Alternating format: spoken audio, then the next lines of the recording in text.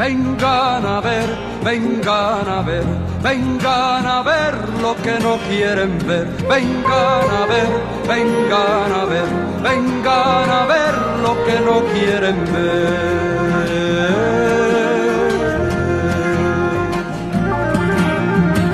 Vengan a ver los que viven sin ver.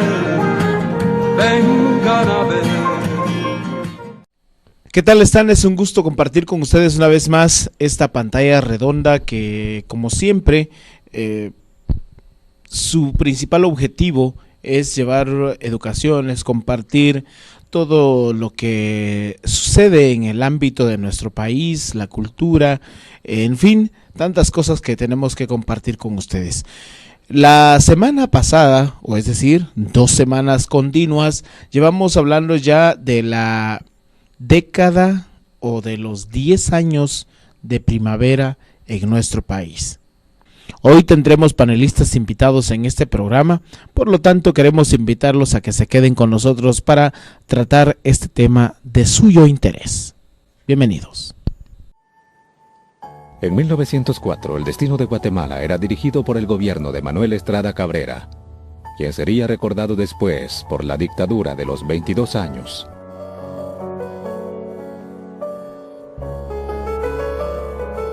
El 10 de septiembre de este mismo año en Tacisco del departamento de Santa Rosa, la señora Elena Bermejo y el señor Mariano Arévalo tendrían la dicha de traer al mundo a un robusto bebé de ojos azules que lo llamarían Juan José Arévalo Bermejo, quien años más tarde sería recordado como el mejor presidente que haya tenido Guatemala.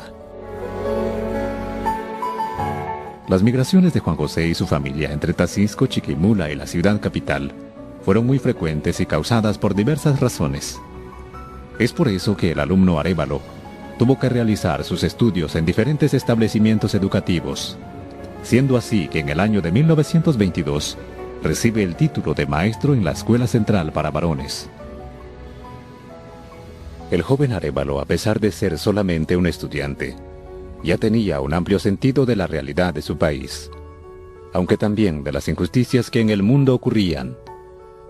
Es por eso que junto a Luis Martínez Montt y Luis Barrera Rodríguez fundan la revista Alba.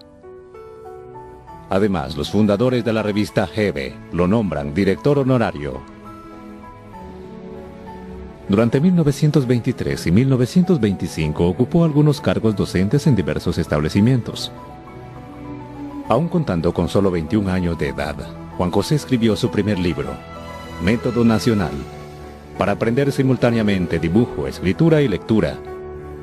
Este libro nace de su tesis de maestro y es aprobado por el Ministerio de Educación para ser utilizado en todos los establecimientos educativos de la República. En 1926, ya teniendo el título de maestro, recibe el grado de bachiller en Ciencias y Letras.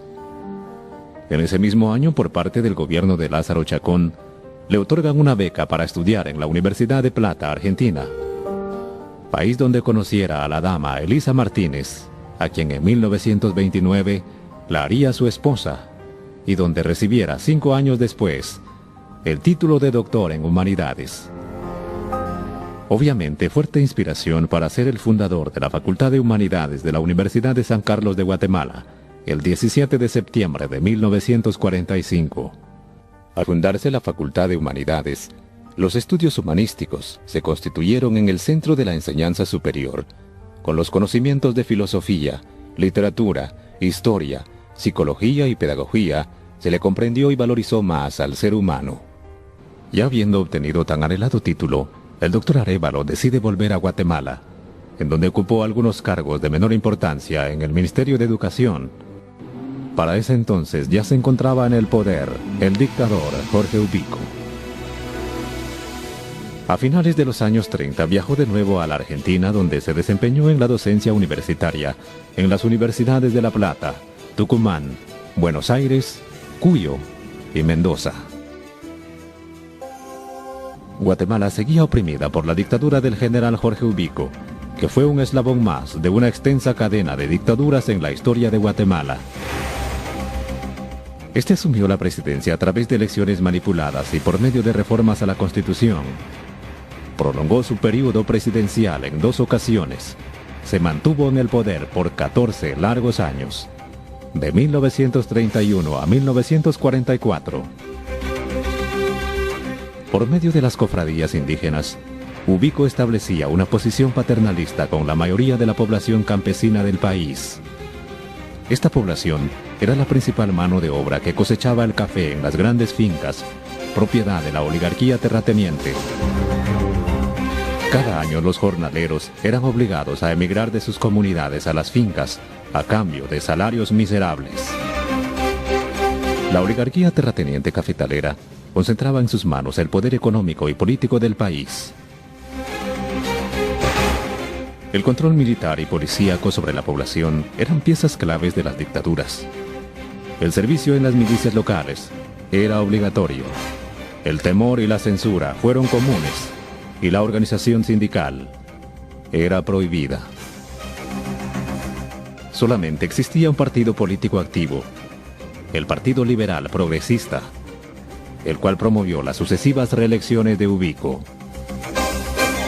Opositores que conspiraron en su contra fueron encarcelados, torturados y fusilados. El servilismo y la adulación de la figura del dictador era lo acostumbrado. Pero vientos democráticos que soplaban en el mundo, en la lucha contra el totalitarismo nazi y fascista, llegaron a tocar a Guatemala. La juventud alzó su voz y se movilizó. Estudiantes, profesionales universitarios y maestros protagonizaron jornadas cívicas, enfrentando con valentía la represión ubiquista y pidiendo su renuncia. En las calles se celebró cuando este renunció el 1 de julio de 1944. Al abandonar el poder, dejó en su lugar a un triunvirato militar encabezado por el general Ponce Baides, el cual desplazó a los otros dos, buscando quedarse con la presidencia. Como la alternativa popular y símbolo de deseo libertario de cambio, surgió la figura del doctor Juan José Arévalo, de solamente 40 años. Era destacado educador, filósofo y catedrático universitario. Después de varios años de trabajo en las universidades argentinas, retornó a Guatemala como candidato presidencial. El general Ponce Baides desató feroz persecución contra la oposición política, obsesionado con el poder. La respuesta contundente se dio el 20 de octubre de 1944. Un levantamiento militar y civil con participación de estudiantes y obreros echó por tierra sus absurdas ambiciones. La caída de Ubico no significó la liquidación de los restos totales del régimen, pero habían caído las principales bases del poder. Además, el pueblo se dio cuenta de que la dictadura no era inconmovible. Por lo que más se luchaba era por la libertad. Libertad de organización, libertad de expresión de las ideas, libre locomoción. Guatemala había estado 14 años arrojada, encerrada dentro de las 4 paredes de sus fronteras, sin tener acceso al desarrollo de la legislación social, del seguro social, menos de la reforma agraria. Los partidos políticos se comenzaron a formar a través de la participación fundamentalmente de estudiantes universitarios y profesionales jóvenes. 2 de los más representativos de los partidos políticos que en ese tiempo se formaron fueron el Frente Popular Libertador, que siempre fue llamado el Partido de los Estudiantes Universitarios, y Renovación Nacional, que fue llamado el Partido de los Maestros, porque efectivamente fue dentro del seno de Renovación Nacional de donde de uno de sus miembros, el licenciado Juan José Orozco Posada, nació pronto la idea de llamar a Arévalo como candidato a la presidencia cuando se convocara a elecciones. Arévalo finalmente llegó a Guatemala en septiembre. Fue un recibimiento apoteótico. Todos los diarios destacaron la forma en que el pueblo se había volcado a las calles a recibir al candidato popular, el doctor Juan José Arévalo.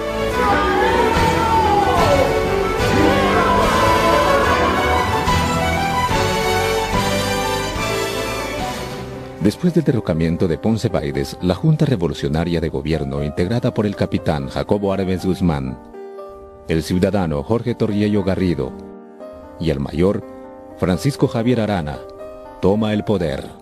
Esta junta reajusta el organismo político y restaura la fe que los guatemaltecos ya habían perdido. Entonces convocan a elecciones generales para elegir a diputados, presidente y constituyentes para redactar una nueva constitución. En las elecciones de diciembre de 1944, Arévalo es electo presidente, con una mayoría del 85% de los votos.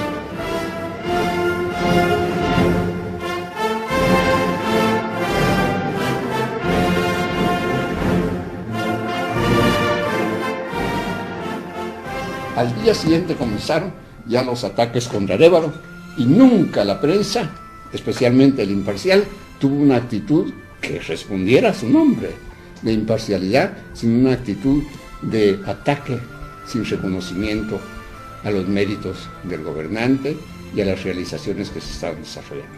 Por supuesto, algunas cosas no pudieron ser negadas, pero jamás hubo por lo menos un apoyo para el desarrollo de la legislación laboral, del régimen de seguridad social, para la política internacional que fue tan maravillosa en aquellos años, ¿no?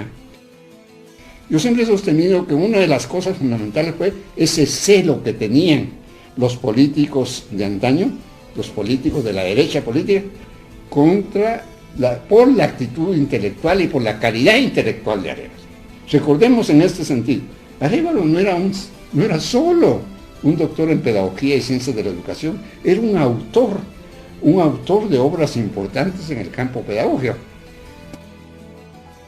En su periodo de 6 años de 1945 a 1951, importantes obras fueron llevadas a cabo. Se amplió la inversión pública en la construcción de carreteras, hospitales y escuelas.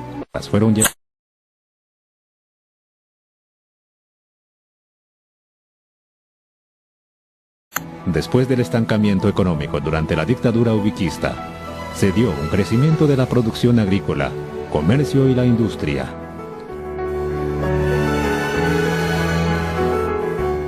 Se le dio autonomía a las municipalidades, se le dio autonomía al Seguro Social, al Banco de Guatemala. Por su parte, la entonces esposa del presidente, señora Elisa Martínez, creó una red de guarderías y comedores infantiles para cuidar y alimentar a los niños de las madres trabajadoras. La clase trabajadora aprovechó el clima de libertades políticas y sociales para organizarse en sindicatos, federaciones y confederaciones. La emisión del Código de Trabajo fue una de las conquistas más importantes logradas por la clase trabajadora a través de su organización y movilización. Puesto en vigencia el 1 de mayo de 1947, fue celebrado con regocijo y entusiasmo por los trabajadores urbanos y rurales de Guatemala. En dicho código se reconocieron los derechos de huelga y sindicalización que habían sido suprimidos por la dictadura. Se establecieron jornadas laborales reglamentarias de 8 horas, en lugar de las de 10, 12 y hasta 14 horas acostumbradas. Así también se reconoció el pago de horas extras, el séptimo día y las vacaciones anuales. Para las trabajadoras y futuras madres, un descanso de 75 días, en lugar del despido que era usual. Además, la indemnización a razón de 1 mes por cada año de trabajo. También se estableció la fijación de salarios mínimos por comisiones paritarias de patronos y obreros. En su lucha por la correcta aplicación de la ley, los trabajadores lograron amplias mejoras de sus condiciones laborales, salariales. Estos fueron pasos adelante, recorridos con esfuerzo, sudor y sangre por el pueblo de Guatemala, en el largo y arduo camino hacia la democracia.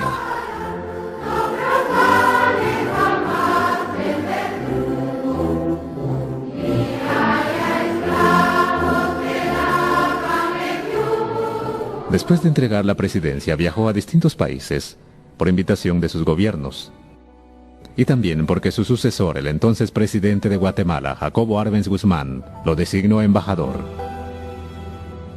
Pero en 1954, al ser depuesto el presidente Arbenz, esta vez por el gobierno norteamericano, este dejó de ser embajador.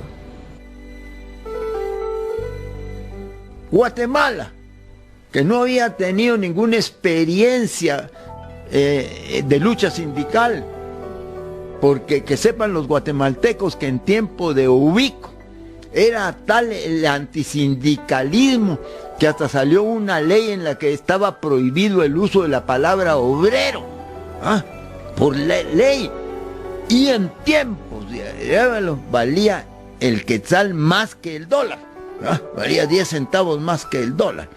Pero las divisas, el dólar, solo lo podía manejar el Banco Central. Es decir, que los dólares que venían de las exportaciones de café y demás servían para el gasto social.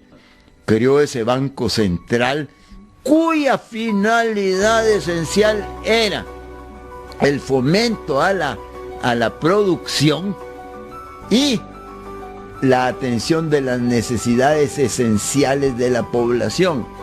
Y no satisfecho con eso, creó el Instituto de Fomento de la Producción. No lo entendió la oposición. 20 golpes de Estado que abortaron para un gobierno demócrata. La Sinfónica Nacional se organizó en tiempo de él. Todos los músicos estaban felices, el maestro Archila. Y aquella sinfónica iba a los colegios, a las escuelas públicas y en todas partes enseñando qué eran los instrumentos, cómo se colocaban en una orquesta, cuál era la función, qué era la partitura, qué era esto, qué era lo otro. Daba gusto saber que los niños ya sabían al menos la iniciación. Todo el periodo del doctor Arévalo no hubo un solo acto de corrupción. No hubo un acto de corrupción. En 1958 se divorcia de su primera esposa y en 1959 contrae matrimonio con la dama guatemalteca Margarita de León. En ese mismo año es contratado en la Universidad Central de Venezuela y en el Instituto Pedagógico de Caracas.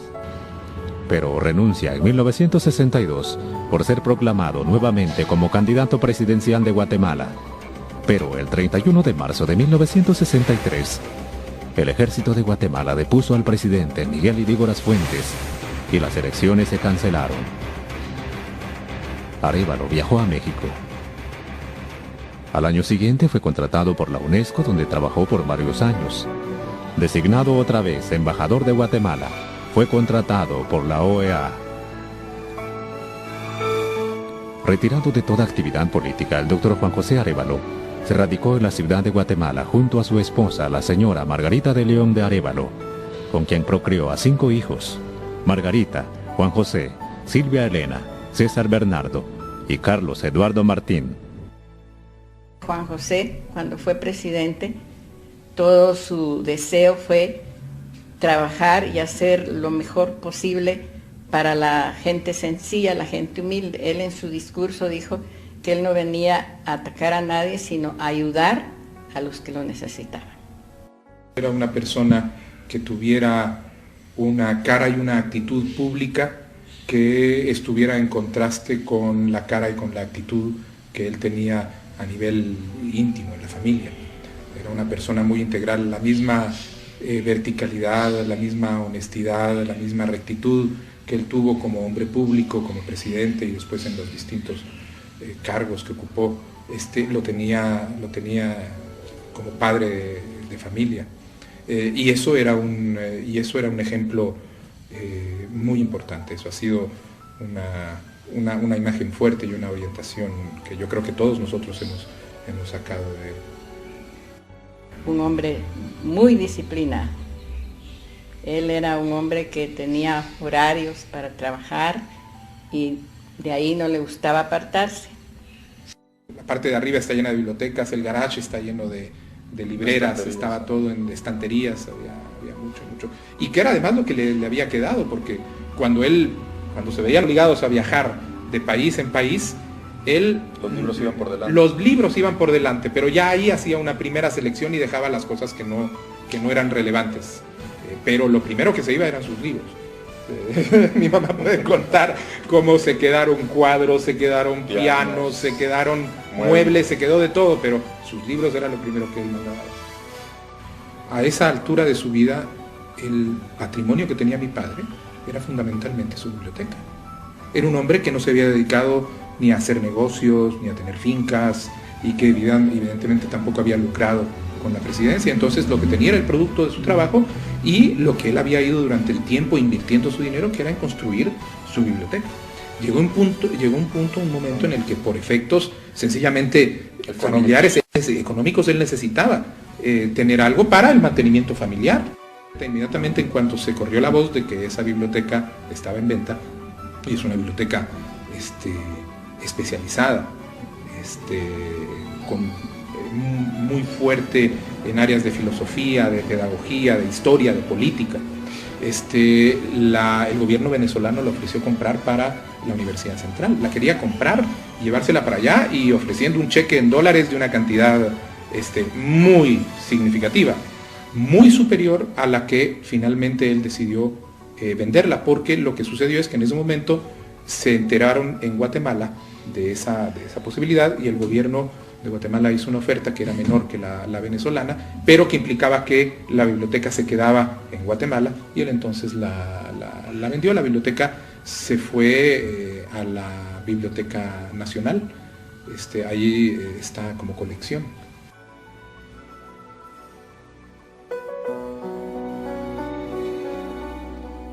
Y cuando falleció mi padre yo estaba afuera, yo estaba de hecho en Estados Unidos. Y lo que me quedó después fue un sentimiento de no haber podido platicar ya en otros términos con él. Digamos que en el momento en que yo ya estaba listo para hacer preguntas un poco más serias, o para hacer comparaciones sobre vivencias ya un poco diferentes totalmente de lo que era la adolescencia, que aparte ahí la comunicación era muy difícil, ¿no? Uno estaba con otro pensamiento, en otras cosas, pero ya en ese momento, digamos, en que pude haber estado listo, se fue. Finalmente, realiza su último viaje el 7 de octubre de 1990. Ahora hacia la eternidad. Un viaje sin retorno. Sus restos descansan en paz en su natal, Tacisco. Hoy estamos acá con dos personas que ustedes ya conocerán. Está con nosotros acá en el panel el doctor Freddy Ochaeta, él también para compartir este tema, y nos acompaña el licenciado Roberto Alvarado, periodista, que conoce también el tema. Vamos a escuchar primero sus palabras iniciales previo a entrar ya de lleno a este tema muy interesante que llama poderosamente la atención. Decíamos la semana pasada, porque algo muy curioso, muchos profesionales no conocen el tema, o sea, y surge esto porque fue el programa más comentado de la semana antepasada por muchos profesionales. Es más, se acercaron a las oficinas de Cauce para buscar una copia del material y todo ello para conocer un poquito más, y por eso nos llamó poderosamente la atención. Y este es el tercer domingo que tratamos el tema. El primer domingo fue presentar todo el film de ambos presidentes, de Juan José Arévalo y de Jacobo Arbenz. El domingo anterior pues ya comentamos un poquito sobre todo lo que circuló a Jacobo Arbenz en su época de gobierno, de 1951 a 1954, en el Guatemalazo, que se le llamó en ese entonces. Hoy pues queremos tratar con ustedes este tema muy interesante también de Juan José Arévalo Bermejo, que es muy bien comentado en el film, pero que es un poco desconocido. Licenciado, bienvenido. Gracias. Realmente cuando uno regresa un poco a la historia, le queda esa inquietud si las cosas realmente en el pasado fueron mejor que las de hoy, y que las de hoy vayan a ser peores que las del mañana, o a la inversa, que dentro de 40, 50 años vayan a considerar que estos gobiernos eran mucho mejores que los que vayan a tener la nueva generación. No cabe la menor duda que nuestro país ha pasado por muchas etapas desde el tiempo de la colonia, Y no me extraña de que muchos colegas profesionales no sepamos mucho de historia, que eso es lo que realmente nos está ocurriendo, y es normal que los guatemaltecos no sepamos de nuestra historia y no sepamos de nuestras raíces. A veces ni siquiera sabemos si somos quechíes, poconchíes, si somos mayas, si no somos mayas, y mucho menos vamos a saber ya realmente de la historia reciente. Eso es normal porque la educación ha estado por la calle totalmente. Entonces, no me extraña lo que acaba de comentar usted con respecto a que fue uno de los programas más comentados y que hubo interés por conocer o por recuperar ese reportaje o ese video. Lo que sí es cierto es que no es bueno en un momento dado calificar, o para mí no es muy bueno calificar si lo pasado fue mejor o lo presente es peor. A lo que sí tenemos que estar muy seguros es que creo, sin temor a equivocarme, salvo que Freddy pudiese ampliar un poco más, es que los presidentes por lo menos de los que estamos hablando, en el caso del señor Arévalo, era una persona muy académica, una persona con un nivel que realmente cuánto no quisiéramos hoy por hoy tenerlos, aunque sea de ministros, no digamos de presidentes.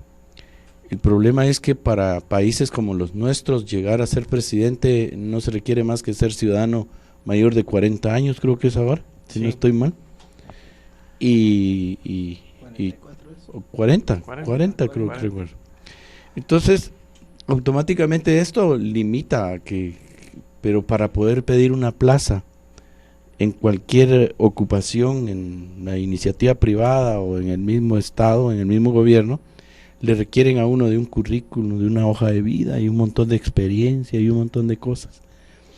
Y en el caso de este personaje del doctor Arévalo, pues tuvo un recorrido académico nacional e internacional que es de admirar, pues un pedagogo que realmente estaba preocupado por las clases más desprotegidas en aquel entonces.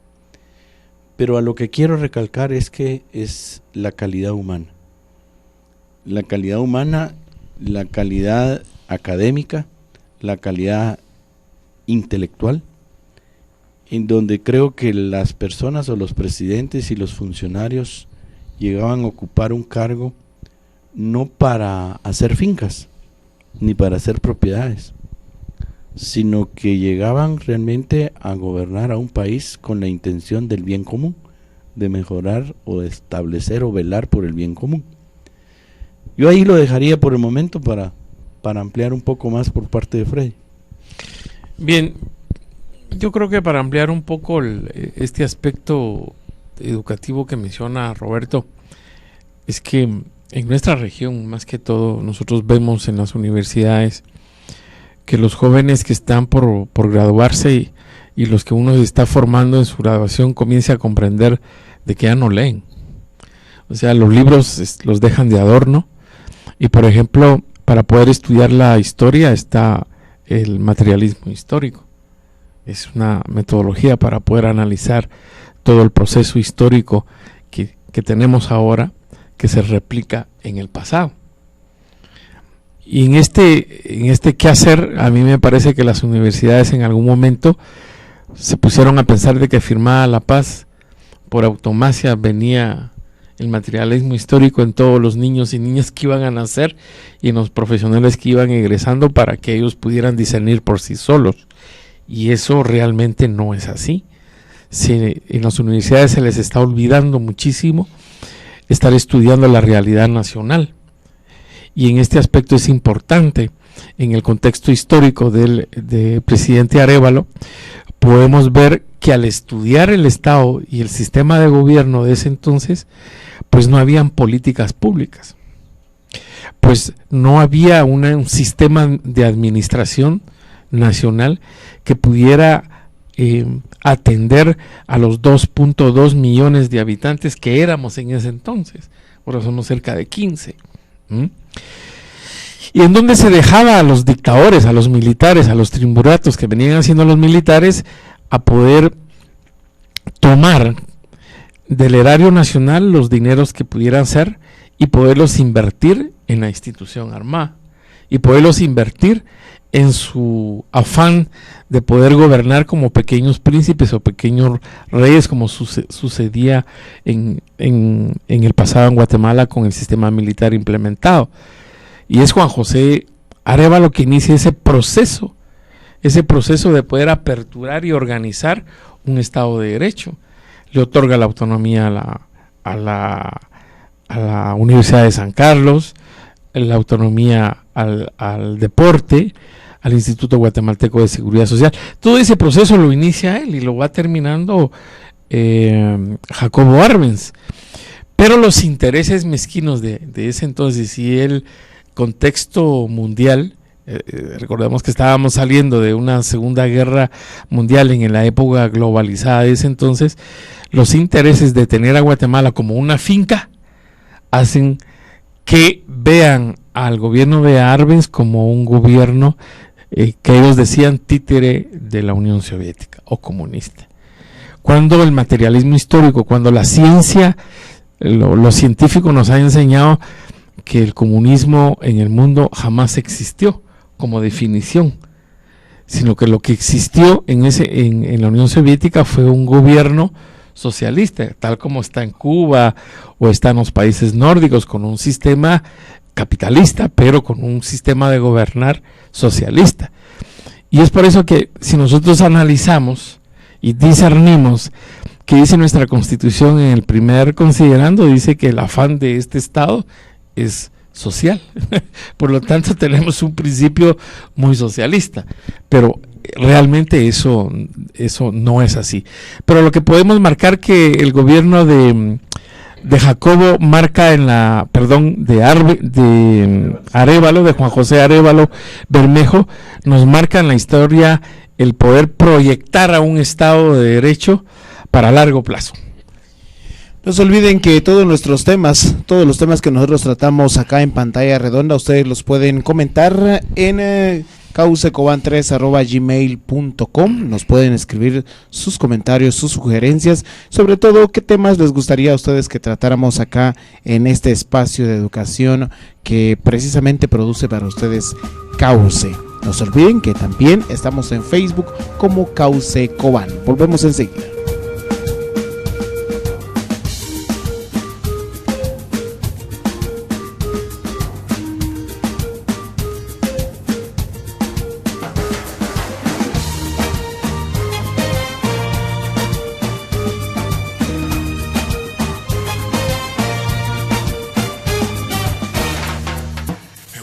A merengue y a bolero, a caña y a café. Me hueles a corrido y a charango, carnavalito y miel. Me hueles a maracas y a guitarra, a gaucho solitario y a sabana, a piel morena y sal. Me hueles a canela y a querida siempre y siempre maltratada, soñando libertad. América, América, me hueles a guayaba, a cordillera helada, a tierra verde y lluvia tropical. Me hueles a pradera de eterna primavera, me hueles a futuro y libertad. América, América, me hueles a guayaba, a cordillera helada, a tierra verde y lluvia tropical. Me hueles a pradera y eterna primavera, me hueles a futuro y a libertad.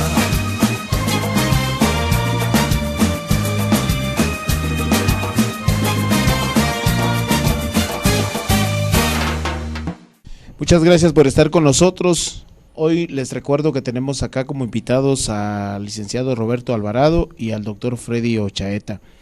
En la intervención, antes de ir a la pausa, el doctor nos mencionaba algo muy importante, la falta de cultura a la lectura, valga la redundancia.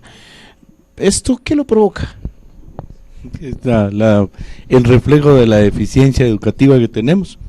No es ni más ni menos. Lo que ocurre es que perdimos el rumbo de la educación, de la calidad educativa desde 1976, calculo yo, para acá, en donde el maestro después del terremoto, después de la crisis del terremoto, tuvo ciertos acomodos ahí en beneficio de la colectividad, pero en perjuicio de la gran mayoría.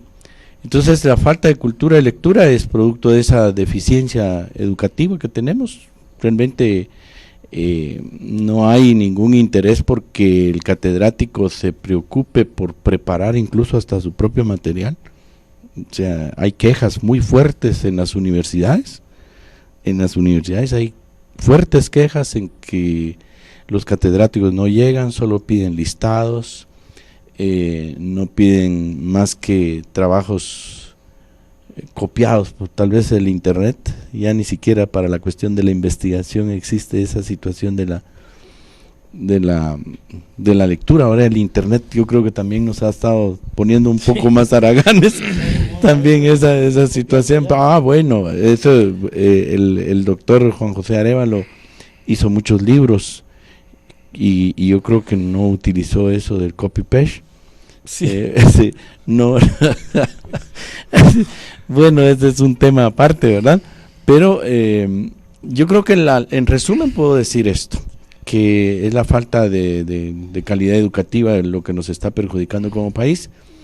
Y anticipándome un poquito a la cuestión del pasado, es que en ese espacio donde entra el doctor Arévalo Bermejo al poder, es en donde verdaderamente el país entra a recuperar su democracia, en donde verdaderamente se le da el espacio al pueblo para participar y tener voz en las decisiones que realmente le interesaban como parte de su desarrollo como país. Veníamos de cuántos años de esclavitud con los militares y esto lo que abre es el espacio a un proceso democrático. Que no lo sabemos utilizar, eso es cierto. Que la democracia no la hemos sabido utilizar los guatemaltecos es realmente preocupante. Los guatemaltecos creemos que democracia es tapar carreteras. Los guatemaltecos creemos que democracia es robar energía eléctrica. Los guatemaltecos creemos que democracia es contaminar el medio ambiente. Los guatemaltecos creemos que democracia es no pagar impuestos. Es decir, creo que estamos confundiendo mucho los términos. Y la democracia que se da en ese entonces es producto de una tiranía que se tuvo por mucho tiempo. Venía Ubico,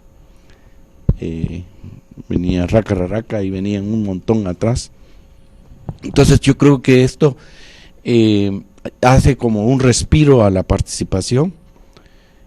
Obligan a Ubico a renunciar, entra el triunvirato, en donde incluso hasta en ese entonces teníamos suerte nosotros porque llega Ponce Baides, un cobanero, al poder y también, o sea, yo creo que Alta Verapaz, Cobán ha tenido suerte con el poder político, siempre ha estado bien posicionado, que no lo hemos aprovechado, es otro rollo porque ya deberíamos de estar bien desarrollados o mejor desarrollados.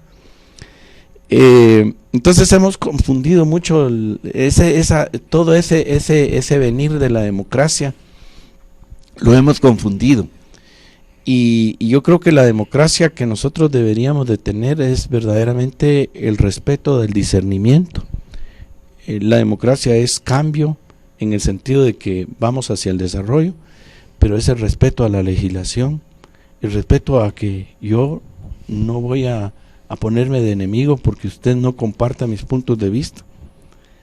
Y tampoco le voy a tirar el pelo a Freddy solo porque él emite otra opinión en contrario. sino que la democracia es el compartir, el considerar de la tolerancia. Y eso es lo que ya no hay. Y con el doctor Juan José se recuperó eso, lo que no había, pero lo volvimos a perder. O sea, se volvió a perder. En este momento, si a mí me preguntaran si hay democracia en Guatemala, lo único que hay de democracia en Guatemala es la corrupción. La corrupción sí se democratizó, pero la sociedad no se democratizó porque la sociedad no se apropió de la democracia. Lo que tenemos es una sociedad obediente. Lo que tenemos es una sociedad no pensante, que no sabe qué es lo que hay.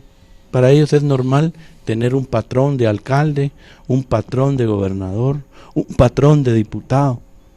O sea que todo lo que se avanzó durante la presencia de Juan José Arévalo y ese movimiento que hubo por la desmilitarización se perdió.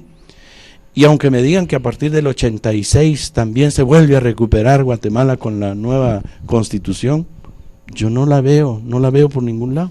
Perdone, pero la señora democracia, a mi parecer, se perdió. Saber dónde anda perdida como la Llorona. Por ahí anda, ¿dónde están mis hijos? Estará diciendo la democracia, ¿dónde están mis hijos? Y no aparecemos porque no apreciamos al país, porque no nos preocupamos ni siquiera de leer la Constitución de la República. No sé, Fred. Hay un aspecto importante que tenemos que remarcar acá. Lo que marca a un Estado es su sistema ideológico. Y el sistema ideológico lo dirige en sintonía los ministerios de educación. Y el Ministerio de Educación de nuestro país no está en sintonía con la realidad. Y voy a poner estos ejemplos. El sistema educativo en el país no va acorde a la realidad del área trabajadora. ¿No? ¿Por qué? Porque en el momento que los intereses del ciudadano en el área rural, en sus cosechas particulares, familiares y comunitarias, el sistema educativo está vigente. En el sistema de las cosechas del sistema productivo de este país, están de vacaciones. O sea, el sistema educativo está al servicio, básicamente, de un sistema productivo de hace muchos años. Ya no es del presente. Habría que revisarlo. Habría que revisarlo. Si realmente el sistema educativo guatemalteco en esos 180 días de clases que no se dan, va acorde. O todavía siguen las manifestaciones, las clases han empezado, están irregulares. Exacto. Pero eso es bien interesante. Si nosotros tres y los que nos están viendo y escuchando quieren ir al Instituto Guatemalteco de Seguridad Social, que este gran hombre, Juan José Arévalo, instala en Guatemala, sin esas grandes colas, aquí en Cobán, por ejemplo, vayamos en el mes de noviembre, diciembre y enero. Vacío, totalmente vacío.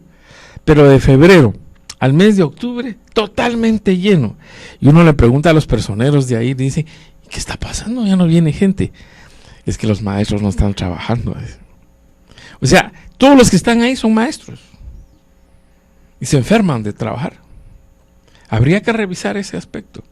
Todas las huelgas que hacen en enero, febrero, marzo, pero como ya viene abril, descansan.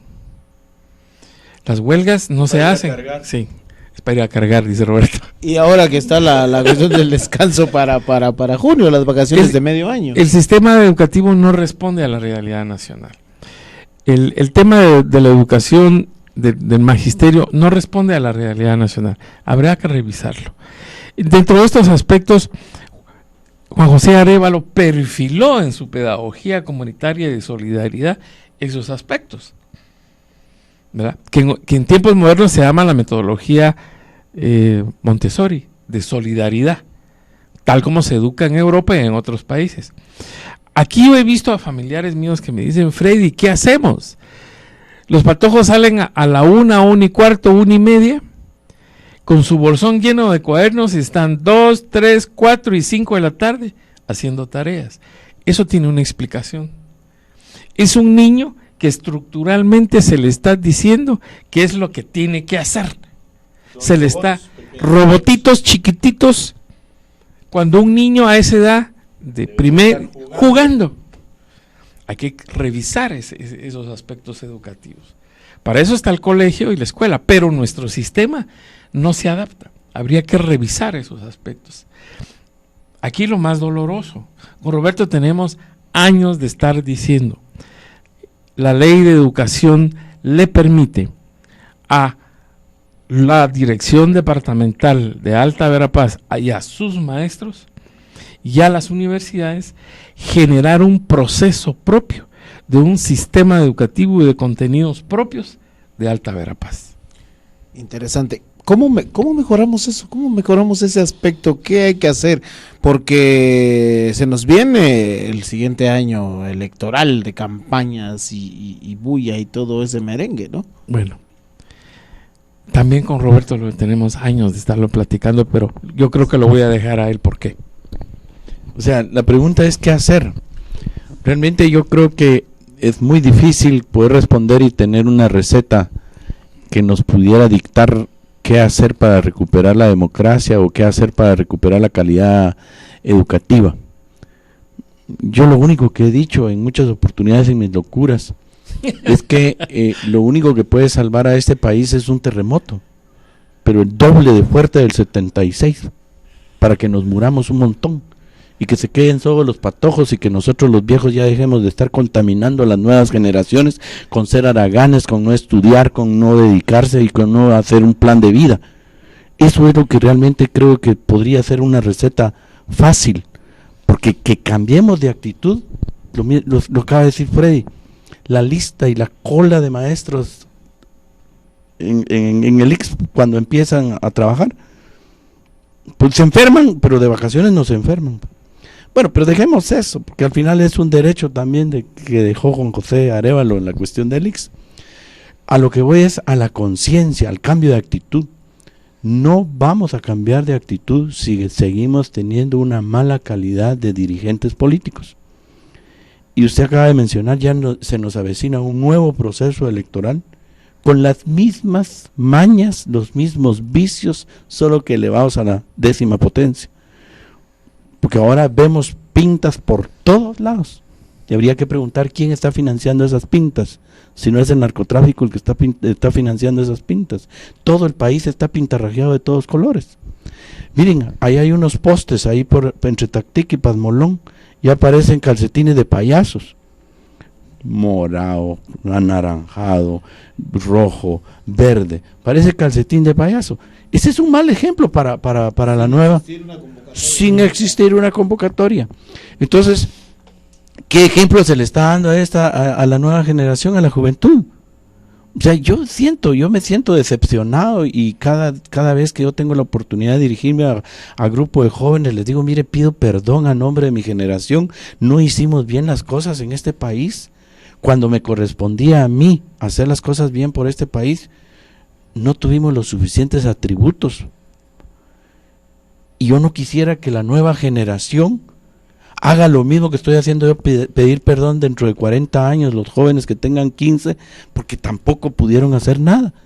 Yo lo veo difícil. Aquí solo es un cambio de actitud a nivel de padres de familia, a nivel de familias, a nivel de los maestros. Es que los maestros se les están entregando un material virgen para poder hacer nuevos conceptos de ciudadanía, pero no se está conceptualizando eso.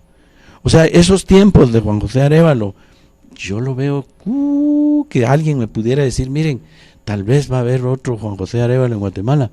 Yo no creo poder verlo. No creo, a corto plazo, de aquí a 25 años, en este país no va a haber otro Juan José Arévalo. Y pasarán 100 años, calculo yo, y no va a haber otro Juan José Arévalo.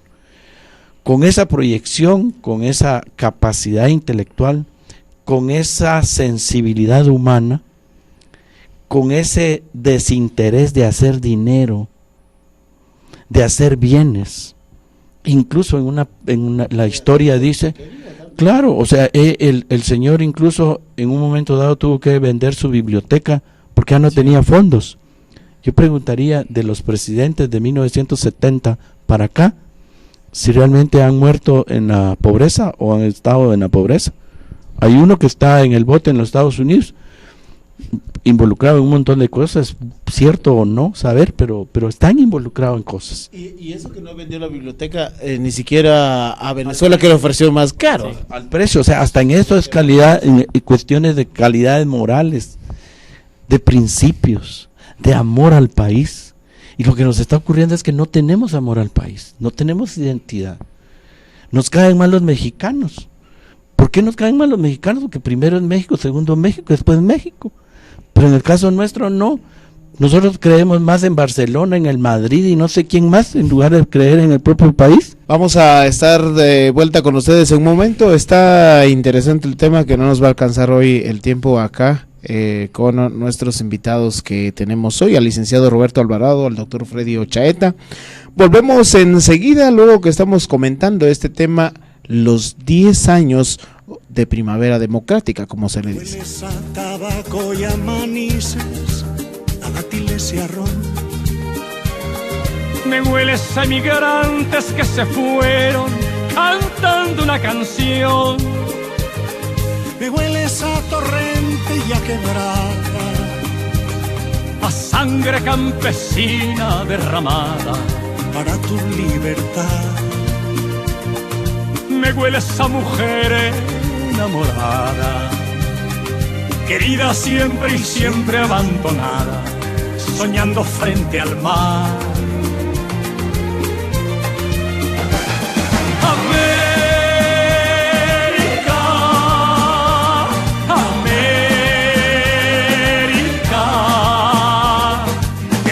A guayaba, a cordillera helada, a tierra verde y lluvia tropical.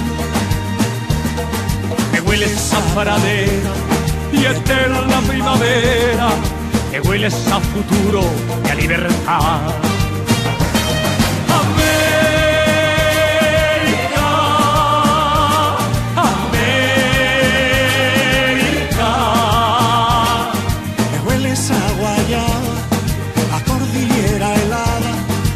Tierra verde y lluvia tropical. Me hueles a pradera y eterna primavera, me hueles a futuro y a libertad. América, América, me hueles a guayaba, a cordillera helada, a tierra verde y lluvia tropical. Me hueles a pradera y eterna primavera, me hueles a futuro y libertad.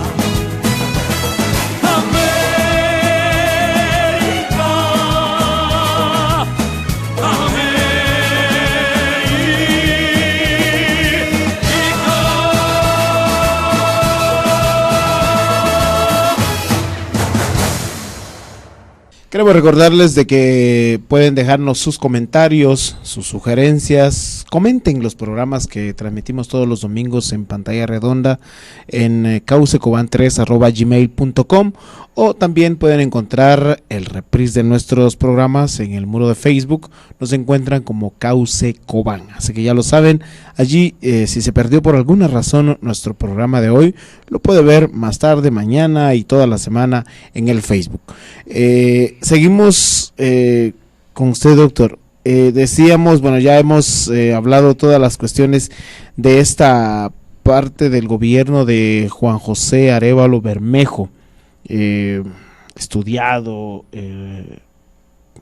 dueño de una biblioteca que al final de cuentas, lo decía ya acá el licenciado Roberto Alvarado, que a pesar de que Venezuela le ofreció un dineral por esa biblioteca que tenía, no lo quiso vender, lo dejó a un bajo costo acá en Guatemala. Hoy por hoy está allí abierta todavía en la ciudad capital, la Biblioteca Nacional, ¿verdad? La tenemos allí.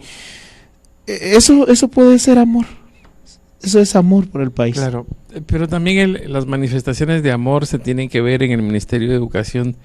De que yo quisiera ver a los niños de cuarto, quinto, sexto básico diversificado con el informe REMI o la Comisión de Desclasamiento Histórico de qué jodidos pasó en Guatemala con la institución armada en miles de gentes, y todavía por qué se están sacando los restos humanos de algunas bases militares. Eso es amor, enseñarle a nuestros jóvenes qué pasó en la historia. Y en la historia también nos enseña que estos dos presidentes, pues, Juan José Arévalo y Jacobo Arbenz, proyectaron el Banco de Guatemala, democratizar los bancos privados, las hidroeléctricas, las carreteras, el tren, electrificar el país. No nos dejaron. Y miremos el atraso en que está ahora. ¿Por qué? Porque el modelo económico ha falló. Dentro de estos aspectos, ¿qué es lo que pasa en el modelo político de nuestro país? Está quebrándose. Alguien salía hoy por los medios diciendo que hay que modificar la Constitución. Amigos televidentes y presentes, no es así eso. Es la ley de partidos políticos. Lo inició Juan José, lo siguió Jacobo. Dice que había que tener una equidad en la representatividad. 3, 4, 5 partidos políticos. Suficiente. 20, 25, ¿qué haces? Diversificás, dividís a la ciudadanía. No hay un enfoque de Estado que pueda la gente pobre, la gente de clase media o la clase alta poder discernir y no asaltar el Estado. Lo que tenemos que modificar es la ley de partidos políticos, no la Constitución.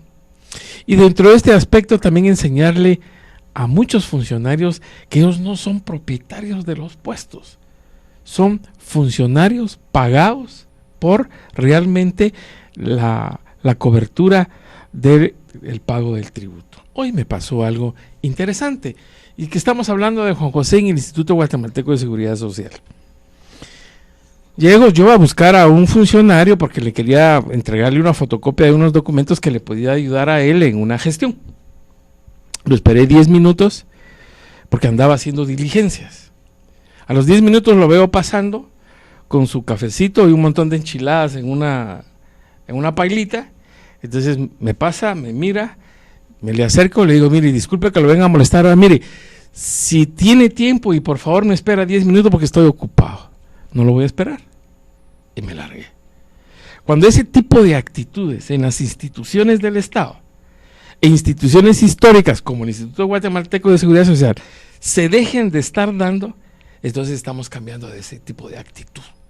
La dichosa burocracia, ¿no? Burocracia. Es lo que decía Roberto. O sea, la confusión de la democracia, ¿verdad? Sí, hemos confundido, imagínense. Ahí salió en el Facebook la situación de que una dama del Consejo Departamental de Desarrollo se dio la tarea de salir del trabajo para ir a alisarse el pelo a un salón de belleza en horario de trabajo. Yo no sé dónde, en qué, no entiendo yo esto. O sea, si eso es democracia, perdonen, pero es un abuso a mis impuestos, pues. Exactamente. Lo que sucede también en algunas instituciones así es que parece bien chistoso, ¿no? Porque uno ya no sabe si enojarse o seguirse riendo, porque va a ir a comprar su boleto de ornato, pero tiene que esperar a la señorita que termine de saludar a no sé quién por teléfono para que le pueda despacharle el ornato, pero si no lo paga, le cargan la multa, porque no tiene tiempo para estar esperando mucho tiempo. La actitud llega hasta nosotros como creyentes católicos o cristianos de otras denominaciones. Les voy a decir por qué.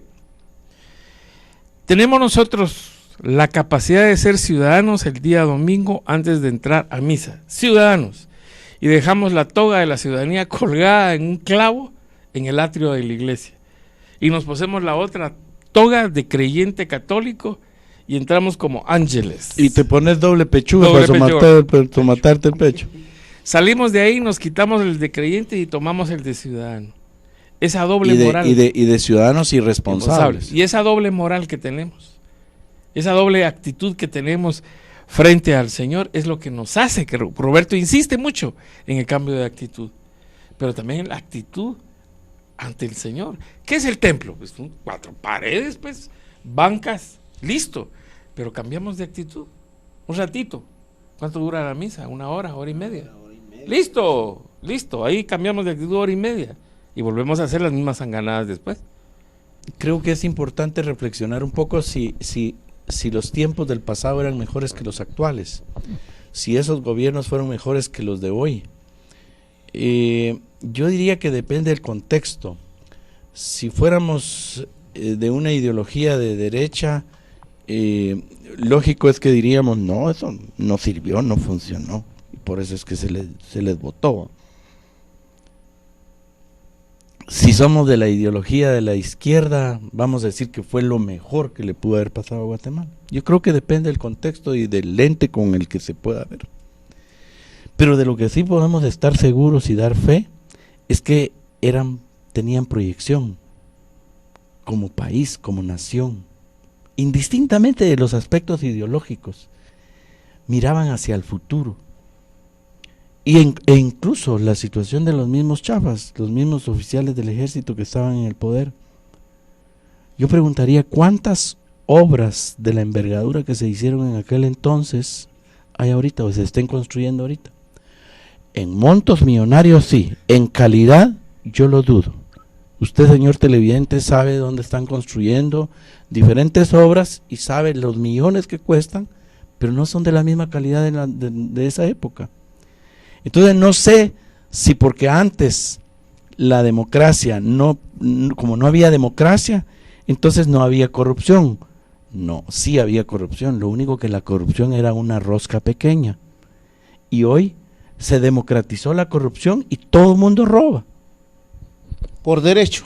Por derecho, entonces por eso son millones de millones en las obras, pero de mala calidad. Entonces yo creo que en esa época sí podemos decir que era mejor la calidad de obras, el pensamiento, la proyección. Miren, el haber pensado en el ICS, en haber pensado en reconocer el movimiento sindical para protección de la clase trabajadora, son logros que realmente, mis respetos, pues. El haber pensado en controlar las divisas a través del Banco de Guatemala para que el quetzal tuviera mejor valor que el dólar. Y si nosotros todavía lo vivimos, en mi época nadie quería un dólar. Era difícil cambiar un dólar en Cobán. Nadie aceptaba un dólar. Es decir, que nosotros estábamos en mejor posición que otros países. ¿En dónde nos perdimos? ¿Dónde está esa época o esa etapa, esa década de la perdición de los guatemaltecos? No sé. Yo insisto que nos perdimos entre el 76 y en el 80. Yo creo que más se lo debemos a Carlos Castillo, que fue el vil traidor de nuestro país en esa década. Pues no podría dar fe, habría que retomar un poco más a fondo dónde nos perdimos por la cuestión de la calidad educativa, lo volvemos a repetir, pero a lo que voy es que antes no es que realmente hubiesen más honrados, sino que la rosca era más corta, más pequeña. La semana pasada decíamos, a ver quién de los dos me ayuda en esto, la semana pasada decíamos que si esa década se hubiera hecho, hubiera florecido, se lo hubiera seguido regando para que floreciera, Guatemala hoy fuera una potencia, que si no... Por supuesto, yo solo quiero terminar sobre la rosca.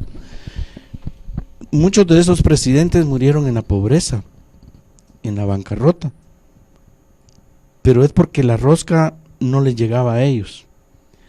Se quedó en la escala media. Habían otros mandos que eran los que manejaban la economía y manejaban la calidad de obra y manejaban muchas cosas. Hoy vuelvo a insistir, lo único que veo democrático en este país es la corrupción, en donde todo el mundo echa mano, todo el mundo pide porcentaje, todo el mundo que tenga poder o medio poder piden comisiones, y ahí es donde está la mala calidad de obras. A tu pregunta, déjame explicar esta parte para que Roberto y yo terminemos y finalicemos con esta breve conclusión muy, muy general. Para la época de la independencia, Guatemala, su modelo económico de exportación era la grana. La grana era una frutita que servía en España para poder poner corinto, beige, verde, rojo, colorear. Ese modelo económico, ese sistema de producción se quebró porque los ingleses produjeron el químico. Luego de eso vino la época del café. Ese fue el modelo económico del café, a cosechar café. Ese era el modo de producción. Eso requiere mano de obra. Mano de obra barata. Luego de ese se cayó lo del café y compartían el mercado con el tema del algodón.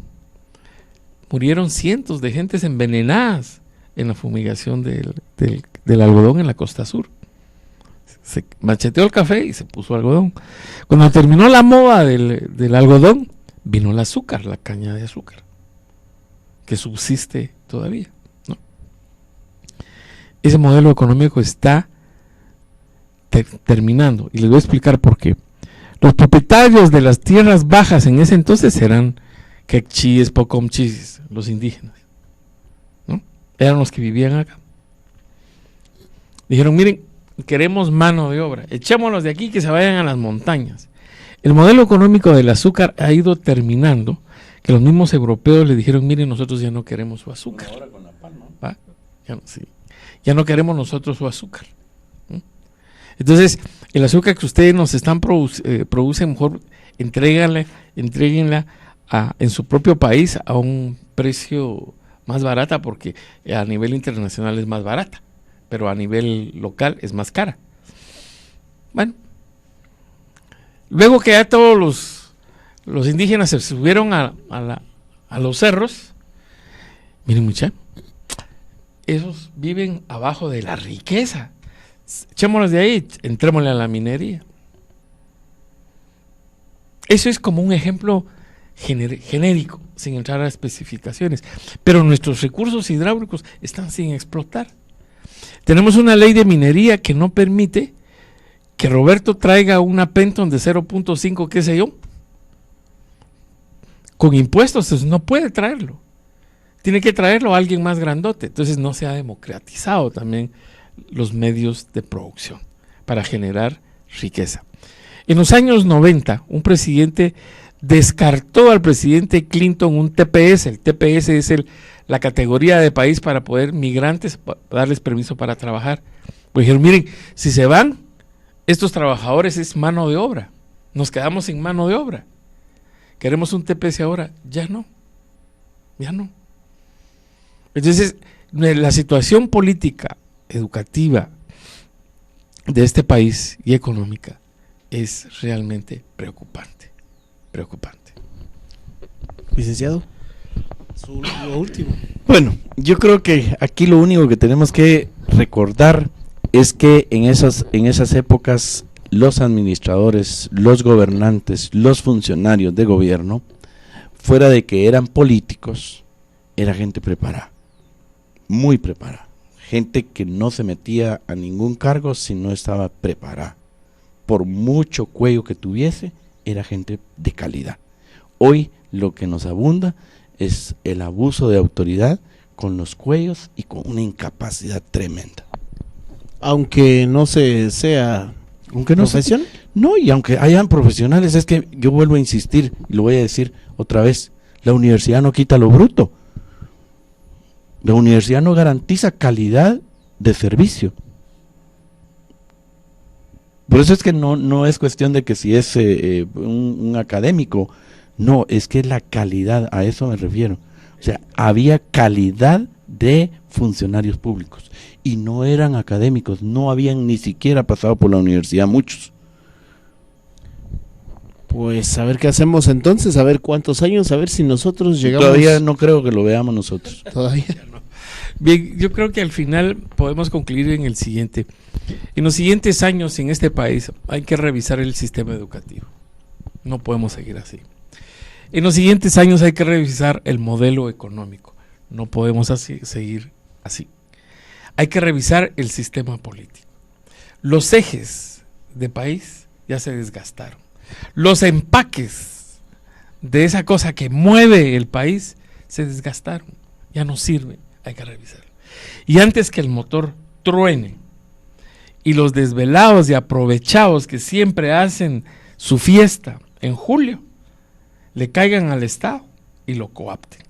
La ciudadanía tiene que reivindicarse, tiene que participar en generar un nuevo modelo de Estado más democrático.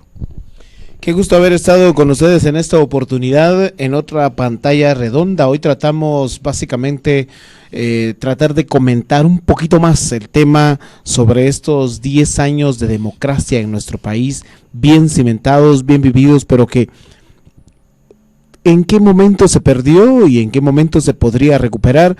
Es todavía la incógnita que nos queda en este tema de hoy. Tuvimos acá nuestro set al licenciado Roberto Alvarado, él es periodista, al doctor Freddy Ochaeta también, pedagogo, estuvo con nosotros acá para poder compartir este tema. Nosotros volvemos la próxima semana con ustedes.